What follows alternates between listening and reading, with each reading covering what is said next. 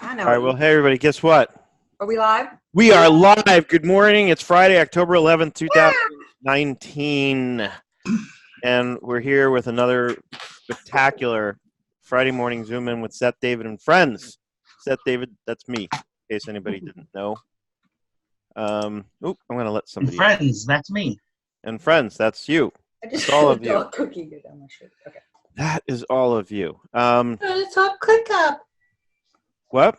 And we're going to talk ClickUp. We are going to talk ClickUp. We're going to look at 2.0. ClickUp 2.0 has been made available to everyone now. I know Greg had it in beta for a bit, and probably a couple of others of you.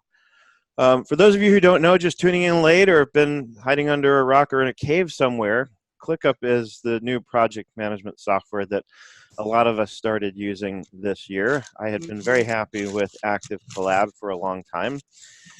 But when somebody started making a little noise about ClickUp, I thought, let me take a look, because I'm always interested, at least, in looking at these other tools and seeing, even if I'm not going to use it, others might like it, right? And since a lot of people are frequently asking me for recommendations about what app to use for this thing or that thing, I thought, let me take a look. And the more I looked, the more I liked. And I pretty quickly got sold on it. And then I sort of presented it to Erica, and I said, hey, Erica, what do you think? Should we switch over our internal systems, for managing our bookkeeping and accounting clients?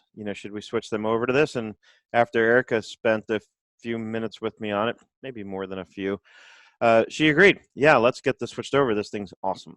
Well, now they've rolled out 2.0, which means they've made an overhaul to the interface a little bit. So we're going to take a look at that this morning. I'm going to walk you through what some of the main changes are in the interface.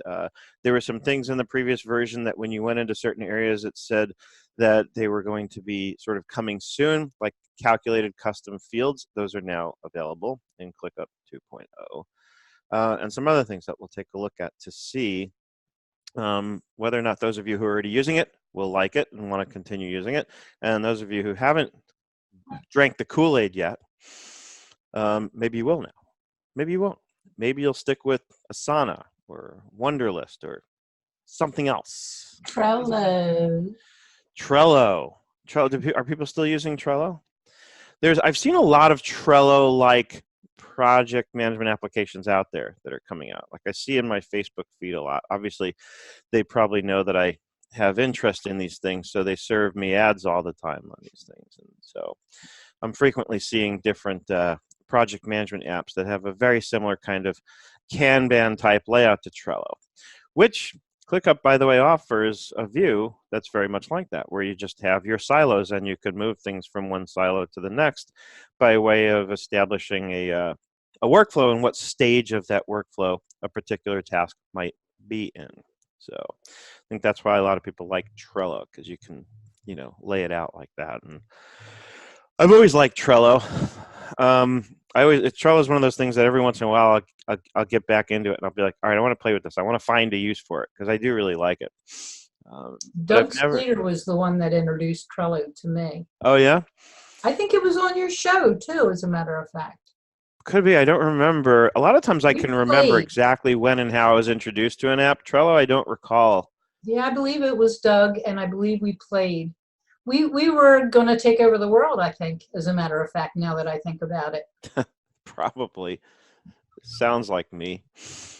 So, and for certain things, I love that kind of layout, but that's why I love ClickUp, because for the situations when I love that layout, I can do it, but then in a click, I can switch it back to a regular old list view, which in many situations, I do prefer a more list-like view of things. So that's why I liked it, and that's why I liked Active Collab. Active Collab also had that flexibility where you could flip back and forth between a Kanban view and a regular list view.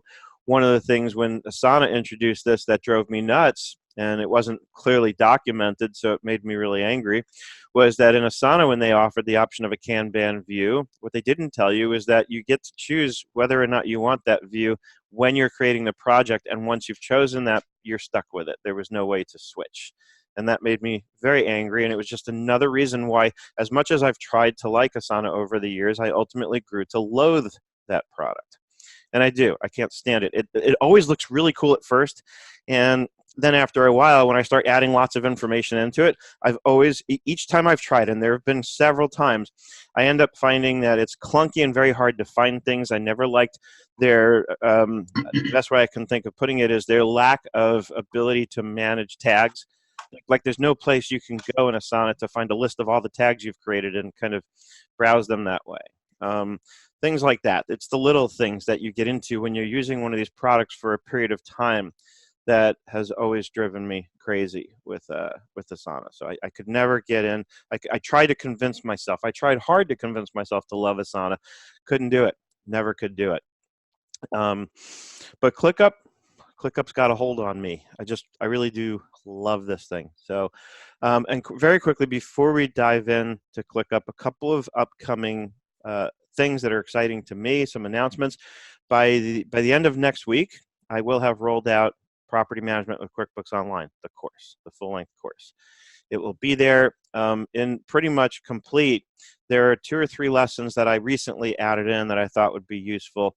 So you'll see them in the outline as planned, but those are definitely sort of extra. The entire course in all of its glory will be there and available.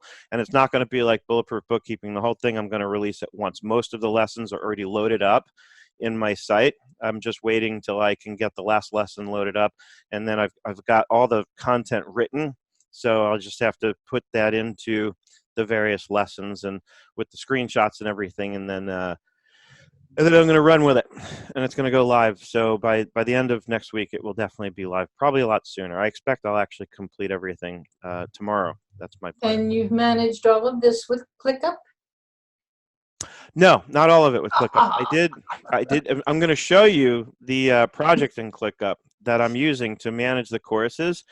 This one I'll explain, but this one actually it just worked out this way. It wasn't sort of intended, but I ended up managing most of it in Airtable, and I'll explain why. But I'll show you. But my normal go-to for this, and going forward it will remain this way, for managing the development of the courses is ClickUp. And that's the exact project I'm going to show you, because I can show you that without exposing like client details. So that's the example I'm going to give you. It's a little different than managing a bookkeeping engagement, but you'll get the idea. And obviously you just have to think around what I'm showing you and think in terms of how do I plug my bookkeeping or my tax engagement into using this app. And we've done that already in past webinars. We've looked at how to use ClickUp for an accounting firm.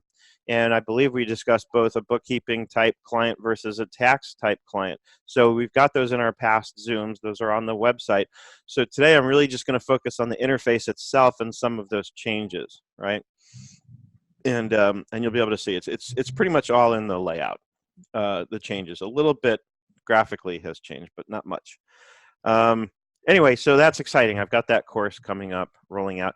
You can also go on Firm of the Future, and I've got a 3-part series on the subject that gives you a pretty good idea of what the course is going to cover in greater detail, and of course with, several hours of video that walk you through.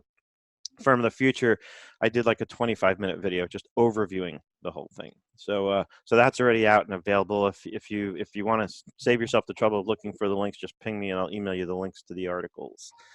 Also, speaking of apps and information overload and overwhelm and how am I supposed to keep up with all these damn apps, I wrote another article that got published on Firm of the Future in the last week or two on information overload. I can give you the link to that.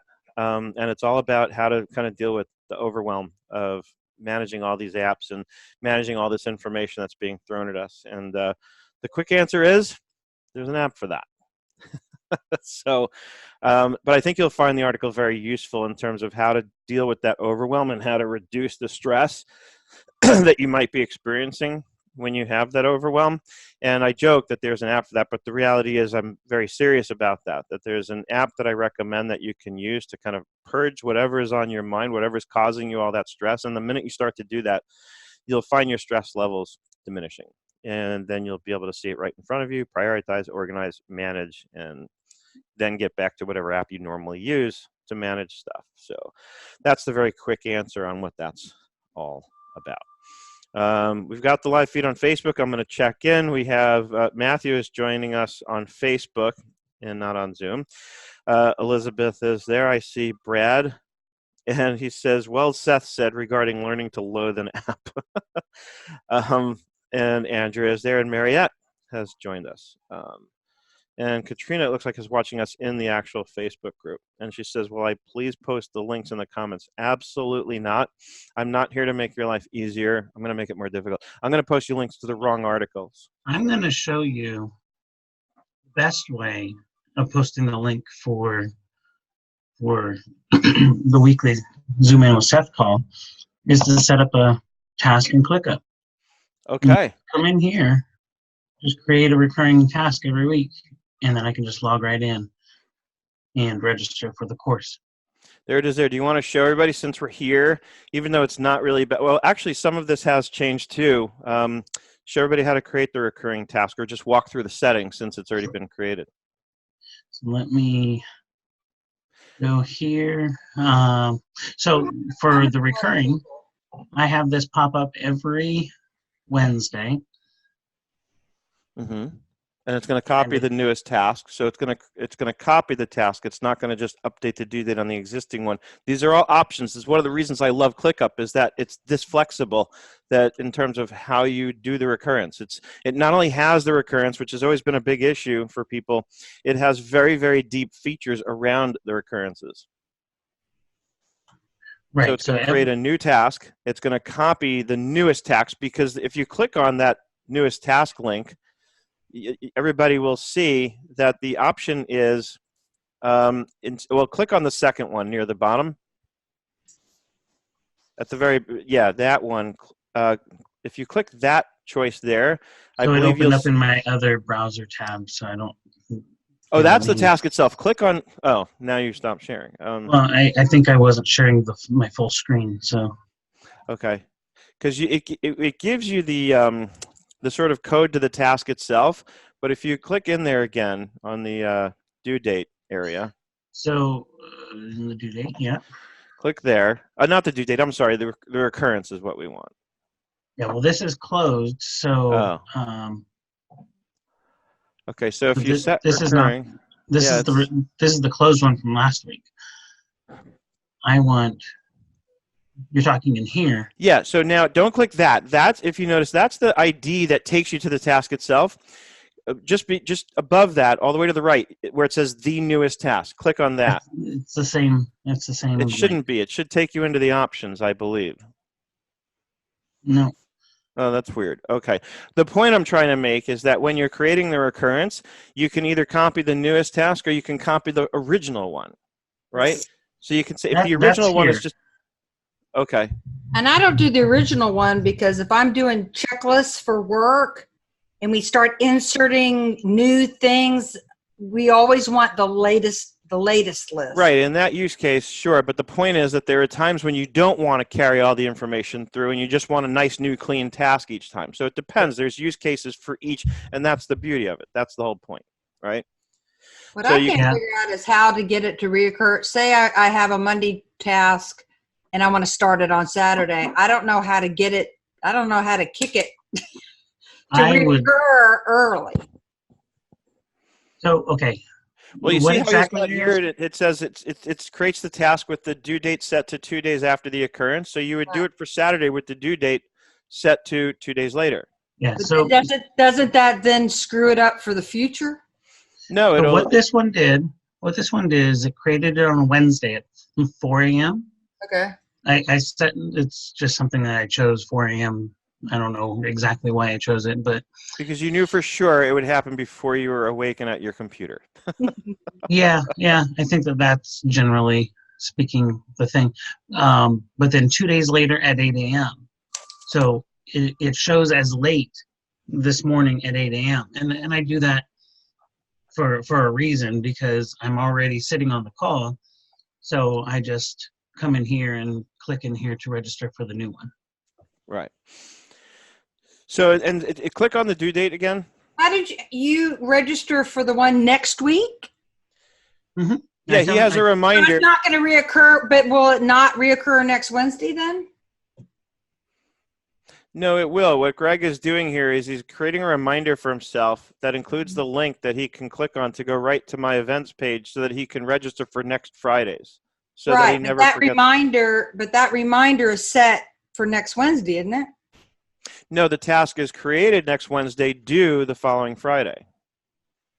So that by the time he wakes up Friday, it's late. It's overdue, or it's due that day. Okay, then I'm misunderstanding what is reoccurring. Well, so then when he marks it complete or automatically, there's a lot of settings in here. Mm-hmm. So you can do it either way. You can tell it only do the recurrence when I mark it complete, or you can just set it. If you set it so that as long as it has the same status that it's going to have to recur, as long as it's in that status, then it will automatically create the new task every week. Right. So from what I'm seeing on the screen, he has it set to reoccur every Wednesday. Every Wednesday at 4 a.m. And okay, but you're saying that you're staring at it now and you want to just go ahead and do it early and not wait for it next Wednesday. No, he's saying that it's going to get created every Wednesday. Look at the bottom of his screen. Right. And it's going to have a due date of 2 days after that, which would be that Friday. So the next occurrence is going to be next Wednesday, the 16th. Right. But and its due date is going to be Friday, the 18th. Well, what I'm saying is if that reoccurring task is set to reoccur on Wednesday, and today we're on the Friday before the Wednesday, and you're like, I want to do it now. How do I do it now and then not have it reoccur on Wednesday, but then go to the 16th? Yeah, that is extremely confusing. I would just not recommend doing that. Or change or if that's kind of how you want to work with it, then change the repeat trigger so that you just mark it closed when you're ready for it to create the next one. The problem, the concern that I have, especially in working with employees, is that they'll forget to mark it closed. No, the other way around. The other way around. So the other way around, they can sit there. Let's just here. Let me do it this way. Let's create a copy. How do we create a copy? Duplicate. I wish it just said create a copy. Yeah.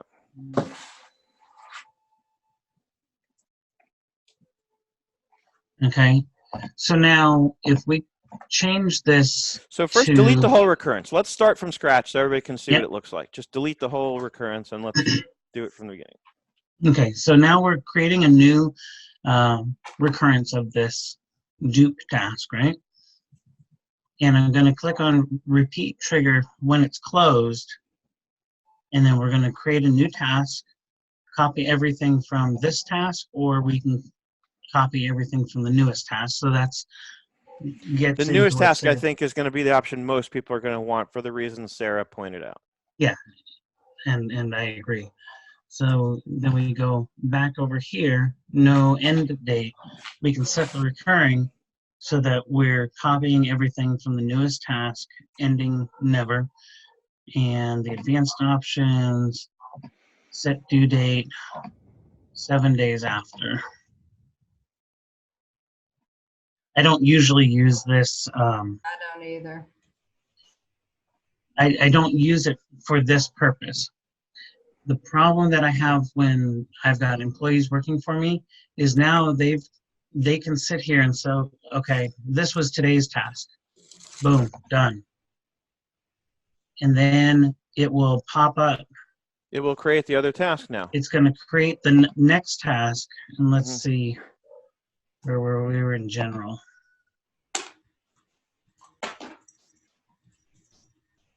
So now this new task is sitting here for the 18th. They can just go in there and say, okay, I did it for the 18th. When they didn't. When they didn't. Oh, I did it for the 19th. Okay, but they can do that even if you set the other kind of recurrence, but I see what you mean. It's still going to create the next instance. But I still don't see how that's getting you out of it, because they can still keep just marking things closed regardless of how you set the recurrence up. Okay. Yeah, I mean, maybe that's just my right. I mean, I get it. That's pessimistic. Right. Well, no, I'm saying I'm even more pessimistic. I'm saying either way that you do it, they can screw it up, right? I could. They can, but it's going to be a bit more present for them to be able to do it immediately thereafter. Yep. So And I came up with something for my reoccurring monthly bookkeeping I spent all morning changing my client name. I've only been doing one client just to learn how to use the system. So I changed the name to client 1. But I can. How did you want to go about today? Did you want to do an overview and Well, then? yeah, we're getting a bit deep into this one area already, and it's almost 8:30. So I do want to zoom out on this and go into the overhaul of the interface. And we can certainly do a deep dive on recurring tasks one week.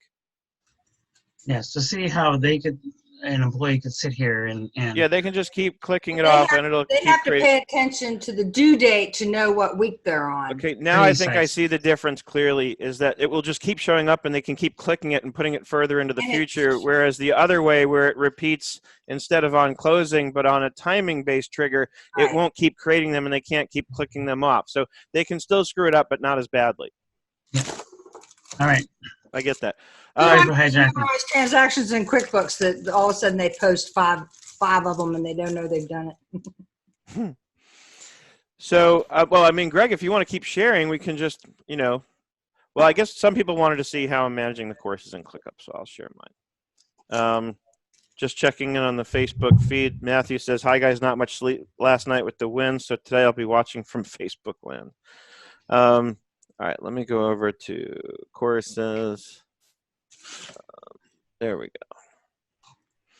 All right, so let's look at because the major changes in 2.0 here are actually based on the interface and what you're seeing when you're in a project at large. So they've moved some things around. We still have the same basic structure, right? We have teams, and then we have spaces, and then we have projects, and then lists and tasks and subtasks. Those are all the kind of levels that we have access to here. So looking at I have a courses space, right? So now the spaces used to be across the top. Now they're on the left. Everything is kind of organized in columns, and this can be resized up to a point. They give you so much space. And now what really used to be considered projects are now folders, right? So so each folder of mine is a different project, and when I'm looking at my courses, I've got each course in its own folder, right? And now you can kind of see the list of upcoming courses, right? Here's property management. Then I have automate your training or coaching business, the property manager's guide to Airtable, QuickBooks Online for brokers, agents. Then we're going to do a whole cash flow projections thing, which is going to revisit my old process with spreadsheets, but it's also going to look at Giraffe and kind of show you both worlds and let you pick which one you prefer. My feeling is you should learn the spreadsheet versions first so you understand it really fundamentally in concept, and then it'll make Giraffe a lot easier to understand like what that's doing and how that works. So looking at, for example, the property management, if I click on this folder, now you could see immediately below the folder expands. I've got all my different sort of sections. Or the next list is list. Isn't that the next thing on the... Yeah, this is the project. So these are the lists that I've created. Because they changed all the terminology, so now I have to rethink. Well, so these are folders, and this is still a list as far as I know. Yeah, they're calling it a list. Yeah, it's still a list. You can see that chart up here. And one of the keys for me to this is notice that I color code the different lists. It helps make it clear sort of what planet I'm on. We can also collapse things because it starts to encroach upon the screen, especially I'm sharing this on my smaller laptop screen.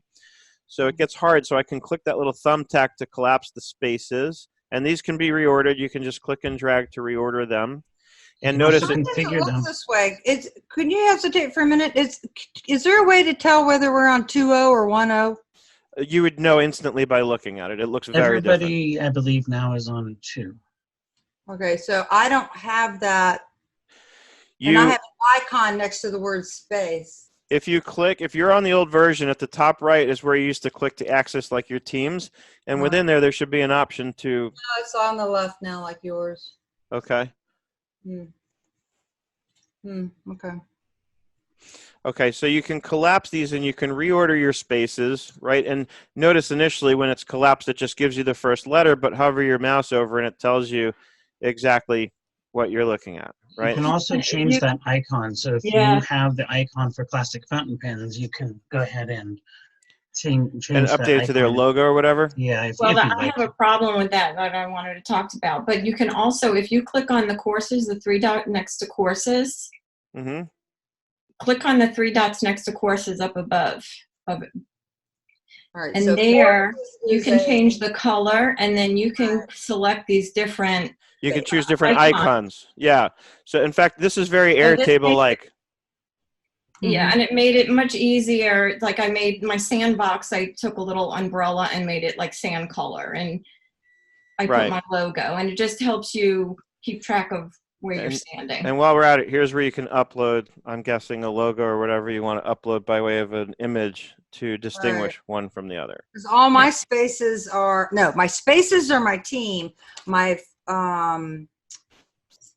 folders are my clients, and then I'm able to put logos and their faces, and that's been pretty cool. Mm-hmm. So yeah, and I would encourage anyone to take the time to do the color coding. I haven't done it on the spaces, but from day one, I've done it with respect to the different lists, right? And because notice what it does now is it color codes it here on the right when I'm actually working in it.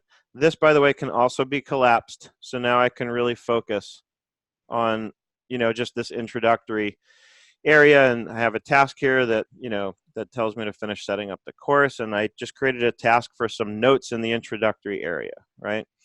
And then I can pop this back out.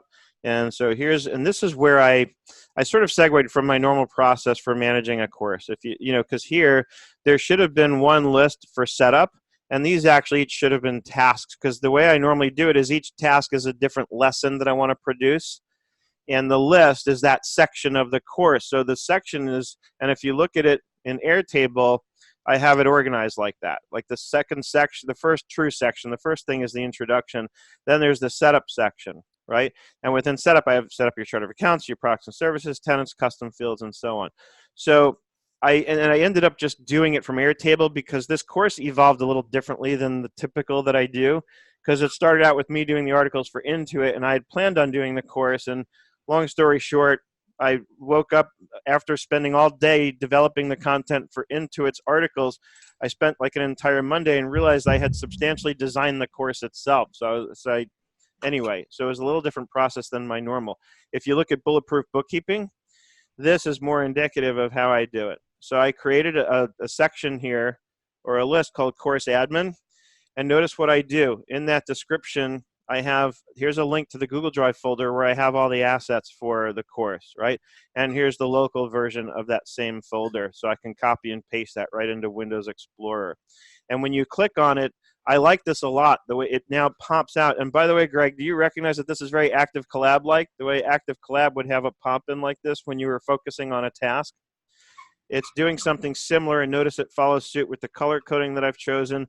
So now I can really get into the details here. One thing I don't love is they took away the WYSIWYG sort of editor. To get that to come up, you have to highlight some text, and then you get it. Yeah.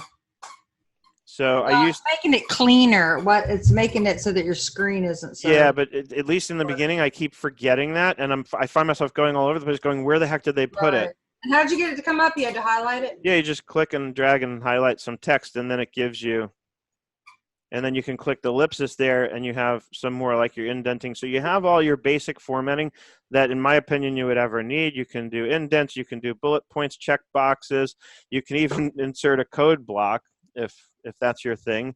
And I do use that sometimes. I might embed like an Airtable project inside of here, so especially if I'm kind of doing it in both places. But so that's how you get this up. I don't know if there's any other way to, like, I would love to be able to just have it show at the top like it used to. And anyway, what we're looking at is really just the description of the course admin list. Down here is a task, and because this is the admin, at one point while I was doing this, Kelly had written me a beautiful testimonial, so I stuck it in here so it would be at close reach, so that when I want to, and notice this was added in here by way of email. So when you're using ClickUp, you can install the Chrome extension for ClickUp, and then every email in Gmail will have the little icon you can click on to turn that email into a task. And what it does is it attaches an image of the email that you can easily click on and highlight text. So this way I have this testimonial from her at close reach. So now whenever I'm doing anything on this course, I can quickly jump in, grab it, and I can post that on the social media site of my choice. So I do a lot of this kind of stuff where I leave myself a really good trail of breadcrumbs, so to speak, to access information quickly. Now, once I go into a list that represents an actual section of the course, first of all, I love the way that it puts the whole background in the color, so it becomes really clear, okay, I'm in the banking and bank feed section, right? And notice here I have my different statuses set up for, it helps me track the progress of a lesson, right? So at this point, obviously in this course, this is all published. And then I had this other one, which was sort of a supplementary lesson that's still in the written stage. So when I click on one of these, you can see my statuses. For a course, it's a little different than what you'd have for bookkeeping or accounting engagement, right? So I've written, recorded, edited, uploaded, video settings done, draft posted. This is kind of the workflow that a lesson in a course has to go through in my world. And so now I can go through each section and I can focus on whatever I need. And notice even within each list, because the way I organize it in Google Drive, each of these sections of the course has its own subfolder. And so in each one of these, in the description, I put the link to the Google Drive folder right in there. Right? So I click on this and it takes me right into Google Drive where I've got all the assets, right? In this case, the actual assets folder is another subfolder that's got all the images. Okay, and if I back up, these are the two lessons that are in this section. Customers and vendors. Actually, I think there's more. I don't know. Maybe I didn't write those up. I have to take a look at that because normally I'd have all the documents there for each one of these lessons. Each one normally gets its own document. This is towards the beginning of the course where I wasn't being as detailed on the write-ups, and my plan is to actually go back at some point and fill in more written content with screenshots and things like I had done later in the course. But this should give you the idea of the structure, right? Where again, you have your spaces. You know, Sarah said she uses her spaces for teams and then she uses folders for clients. You know, when I use this for my accounting consulting work, I do it a little differently. Each client gets their own space.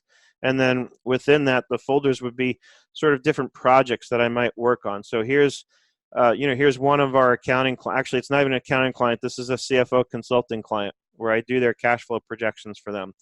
But this is how I set these things up, basically. I have a general inbox where if I just need to stick something in there real quick and I don't want to stop to think at the moment about where it's actually going to go, I just throw it in there and then I'll move it later when I have time to get back to it.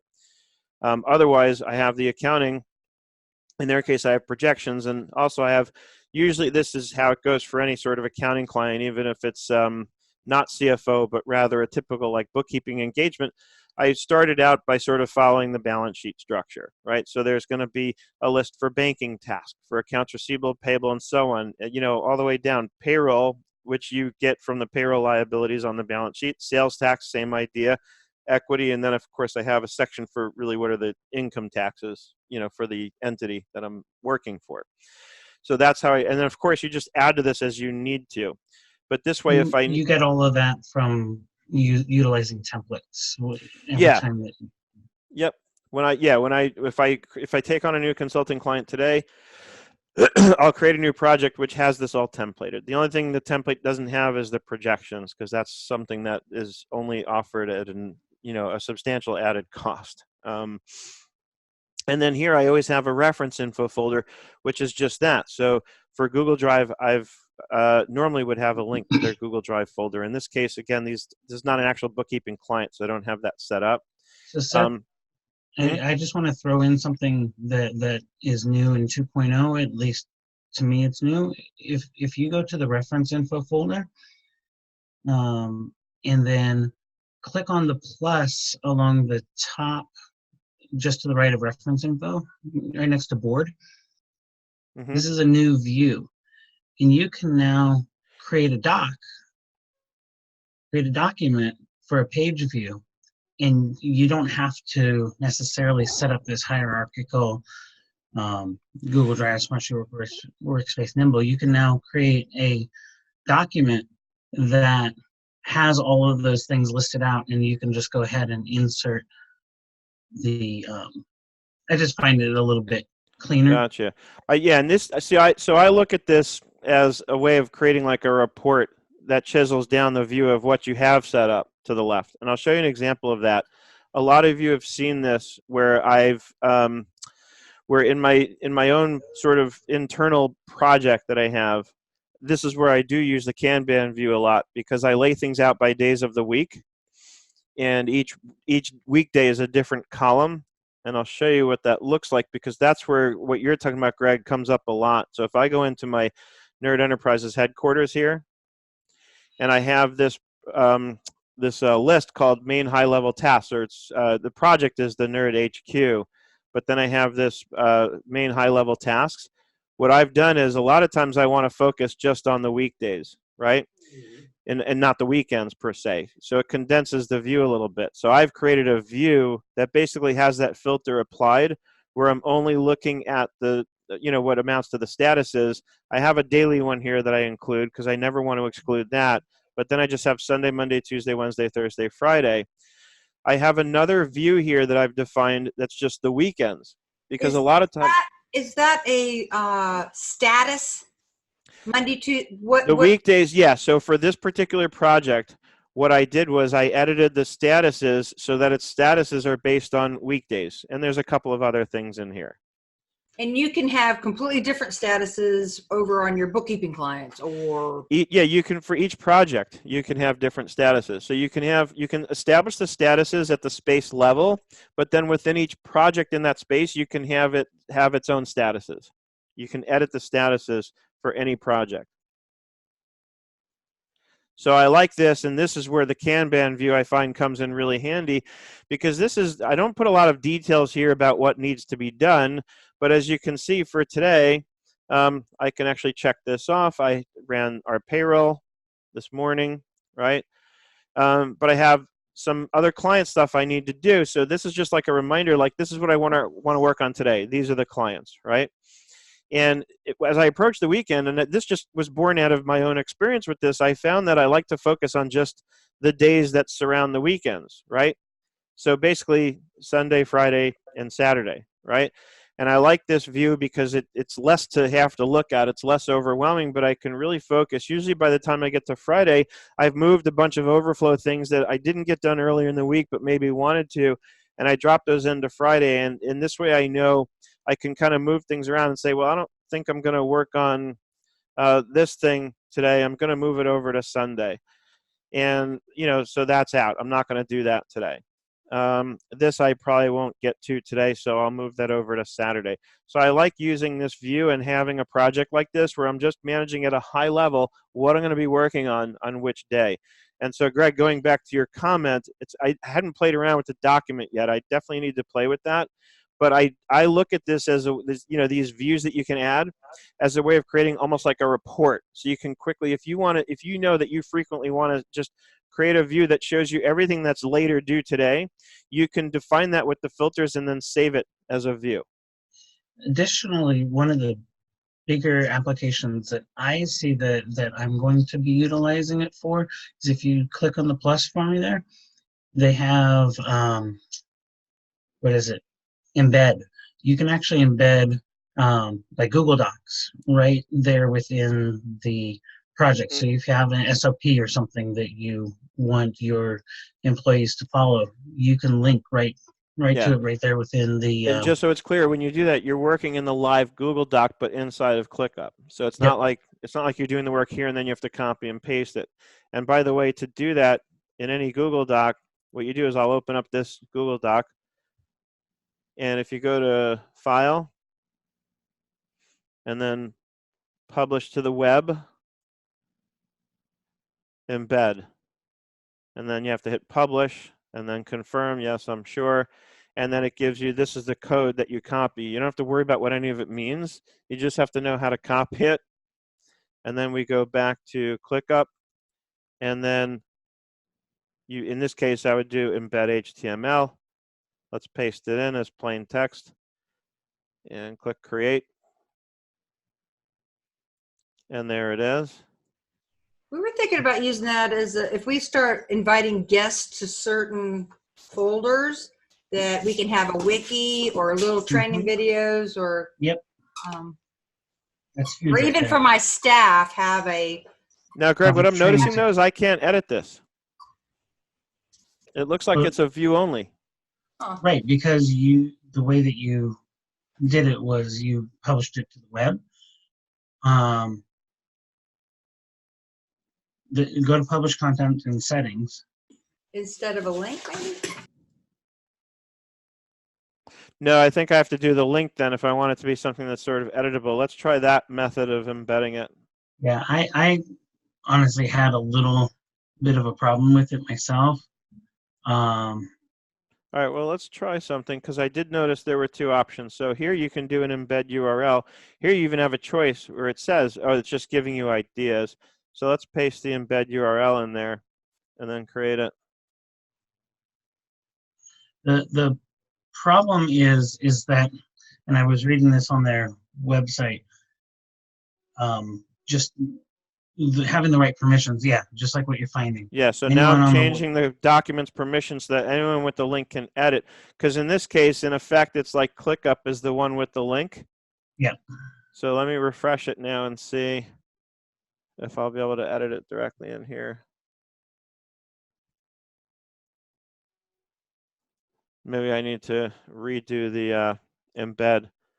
The truth is, and the more I'm looking at this now, I would sooner just put the link in there and click over right into the live Google Doc. It already seems like that's a much easier way. But let's try this again, because now I've got the permissions set.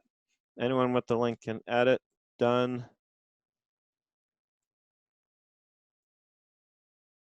No, not a doc. No, nope, sorry, I screwed up.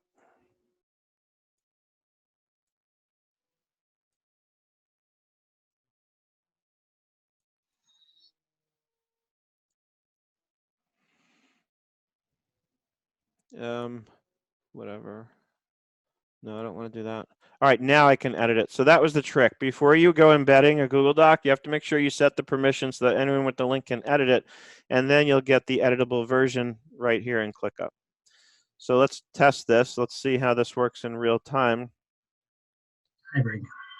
This is a test of the Clickup emergency document system and of my typing skills or lack thereof. All right, fix that. I didn't actually mean that. I guess Google doesn't know about the brand Clickup. So let's go over to the live document. Boom, it's updated in real time. So like I was saying, you're not editing. It showed that Seth David made that change. Huh? It shows that Seth David made that change. Where does it show that? Go to your other, yep. Go to the green. Mm-hmm. So maybe because you're logged in. Yeah, probably. So, Greg, when would you use this like a process street checklist for your staff, where they would go in and you would have some sort of a sheet and they would check off? No, I mean, a checklist, you should probably just do tasks as a checklist and ClickUp. I think this is more of a way to easily collaborate with people in a Google document, but staying in the ClickUp environment.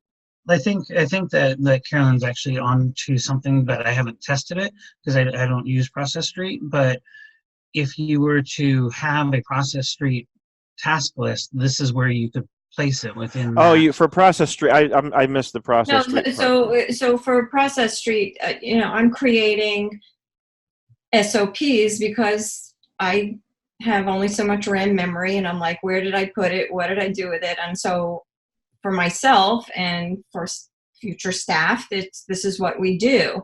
And so that's why I'm creating them in Process Street, so I can link to that checklist in Process Street here in ClickUp, because they'll say, well, what do I do with a bank feed, or where do I find that particular client's whatever? And if you're working with this with your staff, or it keeps them within our checklist or monthly what we do, but for instructions to like, what do I do? I guess you can put it here, because if you can embed a video, you do a little training video, a little, and you keep it. We have time to show how I've set up a bookkeeping scenario? Yeah. Go ahead. All right, let's do share. And just while you're doing that, just everybody bear in mind, we did a whole Zoom on how to set this up for a bookkeeping engagement. Sarah's way is going to be a little different than what I showed you guys. So just keep that in mind. Don't get confused. Sarah's already told us that she organizes it a little differently than what I suggested. Okay, let me get you guys off. Okay, so they and mine does look a little different than yours. So okay, so my account, I bought an account. I'm paying for one workspace, and that's my team ASB.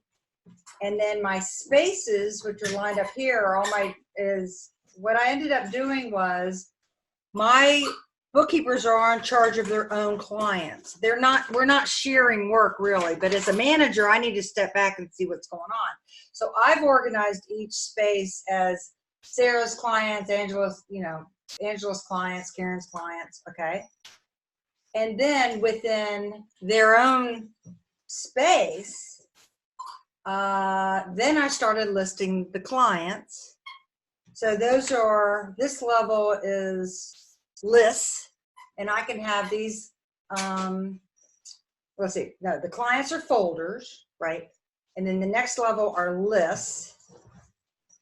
And then within lists, now we can embed instructions and tasks, and you can go hog wild, tags, custom fields. That's where I'm sort of overwhelmed at this point. So what I did, also when I was learning how to like forward tasks from email, if I'm on a computer, there's a Chrome app that I can send emails directly into Clickup. So I just made myself an inbox, and then actually I made one from email. But once I get to the client level, then we work in cycles: weekly, bi-weekly, semi-monthly, monthly, quarterly, and annual. So it's the bookkeeping tasks that I want to reoccur. Well, they all reoccur, okay? But at this level, at this list level, then I'm going into specifically a weekly task, which I've already hidden. So let's see. Then I guess you can design columns. This is where I'm going to need a lot of help as far as the best way to organize this. But we can do it as a board. Sarah, when you go back to that list view, on the far right, next to start date is a plus sign. Lower down, and click on that. That one? Yeah, that's where you go to add columns. Those are all your columns. Right. And you can add and subtract, and you customize your columns on the left. They're hidden. And you can hide a column. Like, let's say you don't need that priority column. Right. You click on the priority column, and you can hide a column. So I had added status here, but I don't need it grouped here. So how do I get just... So click that plus sign, you can remove... Well, yeah, it's grouped by status, so take that out. So if I just take it out, does it just give me a list? Yeah. No. I have to group by something, huh? So group by due date or something. Group by me. Okay, if I group by me, that makes it cleaner. Now so this is a couple things that I've noticed. All right, say I have my semi-monthly task, and I can put all kinds of verbiage here to teach my staff what I need. Then all my tasks I've been using as subtasks. Okay. ADP, do the journal entry for ADP, right? And I can also do checklists. So I can add a checklist at this level. I can add a checklist up in this box. But I can reoccur the semi-monthly, and I can also and I can put due dates for semi-monthly. I can also have some very separate due dates at a subtask level. Right, and Sarah, click on a subtask. Watch this, everybody. If you click on a subtask, it basically has the same full dialogue that a task does. So you can go that deep into this and manage it. Let's talk about it. And you can mention somebody in that comment. Right, and I can add documents, I can do smiley faces. So now I've got this comment thread on this one task, which is pretty cool. Yep, and at the top of that dialogue, you'll see where it says, top left, you'll see where it says semi-monthly 9:30, just above where it says closed. Right up here, yeah. You click that to go back up one level to the... Like breadcrumbs. Breadcrumbs, yes. And the breadcrumbs will also... And it's all playing with the setup as far as I can go all the way back to Sarah's clients and see how it's got breadcrumbs down here. And I can also put favorites up here, and I have favorite different views, so I don't have to rethink the view. Mm-hmm. So how do you know if you have notes I on the task? realized two problems. Wait, Sarah, hold on. Somebody had a question. We couldn't hear them. Sorry. How do you know if you have notes on a task? Like when from You click into the task and see if there's notes. So you actually have to click in it first. Well, that's yeah. where maybe tags and customs and things like that would help visually help this. I know what visually helped me. I was putting the client initials first and the date after the word monthly, because and it's really going to get crazy once I have a whole lot of clients onboarded, because if I'm looking at, depending on what level I am, now that's the bookkeeping, but I can't see which bookkeeping client this is. At this point, I'm only in client number 1. But when I start backing up and looking at all my clients on a calendar, it was really helpful to have their initials here. And then, well, and you can, if you're looking at this globally, you can then filter the calendar down. I've never found it very practical to try and look at a calendar view with every client and every task. It's just too much. That's why I have that project that I showed you all earlier, where I manage day by day which clients I'm working on, and then I just go into those clients and manage them. okay. That's why I do that, because it's just, I don't care how good the project management app is, it's going to be too much information, too overwhelming to try and look at a high level global view of absolutely everything. You're never going to be able to make sense of that. Right. So I would like this. Well, at some point I'm going to have to look up views so I can see who's behind or hasn't finished. Well, there you can create a view globally that shows you everything that's later due today, right? And under Sarah's and then clients, I wanted to be able to just see my week. Right, but you can show everything that's later due today. That's the beauty of this, is you can chisel it down however you like. You can show everything that's later due today and group that by assignee if you want to, and that way you can see person by person and go like write comments to that person for those tasks and say, hey, when's this going to get done, or whatever you need to do there. All right, so here's like overdue over here, things that are unscheduled, things are, I mean, it's going to be cool to set up. Yeah. Real cool to set up. But anyway, I wanted to show you basically how we were, I did my company, my TBX, engagements. So I think all my spaces I'll keep segregated. But my goal is a combination of OneNote with instructions. I really want to collaborate with clients. I'm still in Smartsheets for that, but I really think this is going to end up being my major practice management. We're going to take all our detailed to-dos out of Smartsheets into Clickup. So now I have a tool where I can really step back and see what everybody's doing, because Smartsheets we've ended up in silos.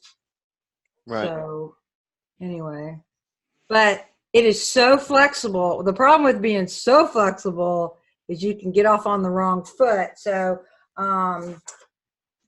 that flow charting actually flow charting out what you do. See, what you do in your business is completely different of what we do in our business, but it's going to be a fantastic program. Yeah. Well, I do both. You know, I have accounting clients, but I also do courses and content a lot. So I've got both perspectives on it. But the bottom line is, like you just said, Sarah, you got to plan this stuff before you just dive in and do it, especially if you know you have a lot of stuff to put in there to manage. Right. And please, please, please go look at Lucidchart as the planning tool. It is an awesome program. Flow it out. Yeah, flow chart it out. For flow charting or you don't even have to think of it as a flow chart, but where you can just lay out all the pieces and make sure that they're connected well before you go in and start setting up ClickUp. Erica and I spent the better part of an entire day planning how we were going to set up ClickUp for the clients. Were we going to use spaces for clients, or were we going to have, some people have one space for all clients and then they have what's now a folder for each client, right? And I said, no, I don't like that. It limits the amount of space I have to work on a client. The reason I chose to do a separate space for each client is because then I can have multiple projects for that client within that space, because I might have, thinking of what a lot of you guys may have, you might have a bookkeeping engagement and a tax engagement, two very different things that are going to have a very different structure and workflow to them.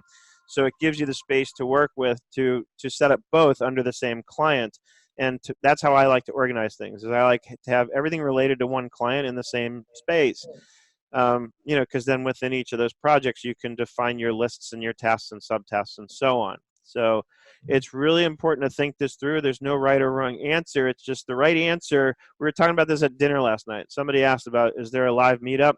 We had one last night, just a few of us locally at the Morrison. And then we're all going to the Huntington Library here in California right after this. But we were talking last night at dinner about this, that because one of the people who was there, Jackie, who's one of our 97 and Up members, was there with us, and she asked about our sort of document management and our naming convention. And, you know, she made a remark that she wants to make sure she was doing it, you know, quote unquote, the right way. And Greg and I both pointed out to her, there's no such thing as the right way. The way to answer the question of whether or not you're doing it the right way is, can you find what you need to when you need to quickly, right? My rule is in 30 seconds or less, I need to be able to find it. If anything passes that test, then it's well organized. And my rule is that if something doesn't pass that test, if I go to look for something and it takes me more than 30 seconds to find it, then it's not organized and I need to fix it. And I will. I'll stop and think, why was this hard to find? What did I miss? And I will reorganize whatever I need to reorganize to make sure that the next time I need to find it, later on when I have no independent recollection of where it is, I can find it in 30 seconds or less. That's my rule. I get very stressed out when I start having to hunt around looking for something. I start sweating, and I don't like that. So I make sure that I set up systems to make sure that that doesn't happen. And there's your answer. So that's how to do it right. The way to do it right is to do it in such a way that you can find what you need to when you need it very quickly. That's the name of the game here. It's these days more than ever, it's all about getting things done efficiently so that you can work effectively. I know some people out there say, it's not about efficiency, it's about being effective. Well, in my opinion, the way to be effective is to be efficient and organized. That's how you're going to be able to be effective. So there. And that's my story, and I'm sticking to it. Hello to our friends in the live feed. Hello, Christy Monahan. We haven't seen you in a really long time. Hi, Brenda. Hi, Munib. Everybody else I think we've already said hello to. Janice is with us. Elizabeth. Yep. Not a whole lot of activity in here. There's obviously a lot to deal with in learning how to use ClickUp. And I think that one of the keys here is to remember that you don't need to, nor should you even plan to use all of it. Right. You know, Alexa remarked in the chat that you know, she has a hard time getting past the initial setup decisions. Do what Sarah's doing. Pick one or two. Set them up. Let those be the guinea pigs. Let them, you know, see how that goes. You'll learn on those, and you'll figure out what isn't working and what is. And then when you feel like you've got that ironed out because you've used one test case and then another test case, you kind of bring the clients in one at a time, because each client is going to have some different dynamics. And that's how little by little you're going to get sort of exposed to what issues come up and how you're going to deal with those. And then there'll be sort of a tipping point, I think, that you'll hit eventually, where maybe it's when you have 3 clients or 4 or 5. At some point, you'll say, okay, now I've got this. I know exactly what to do. And then you'll schedule like a day, like a Friday when it's quiet, and you'll say, okay, I'm going all in and I'm going to get everybody set up today. But do it one client at a time until you've really got the systems figured out. Because I didn't want to overwhelm. I'm really bad about really cool. Well, I'm not that bad. New and shiny. I'm always playing with things and testing things. And I learned very early on not to show things to my staff because they get all confused. As the boss, as the owner, I need to say, we are going to use this and we're going to do it this way. That's what they want to hear. Yeah. And so I'm really I've already been in ClickUp like 2 months with just one client, and I'll show them things. I'll start showing them videos and all. And at some point we're going to dive in, and I've already showed them that I can go into Smart Sheets and just highlight entire lists and cut and paste it right into ClickUp and makes all my subtasks. Yeah. I mean, I'm slowly bumping into really cool stuff like that, but But the trick, I think the part of the trick is when you see a program, especially one that's this complex, is don't just start blindly playing with it, because you will get overwhelmed. It'll get real confusing and then you won't like it. Yep. So just, it's like a lot of things in life. We'll get really philosophical for a minute. It's sort of one day at a time. It's one client at a time. It's 1 minute at a time. You have to take these things in sort of bite-sized chunks. Otherwise, you will get overwhelmed. Just work on a little something, and there's so many things that can be applied to. Now, they have a Facebook page, which is really active. Got the owner on it. He has a whole section on the website where you can vote on features. And they'll tell you what's like. They're almost done with the Teams integration.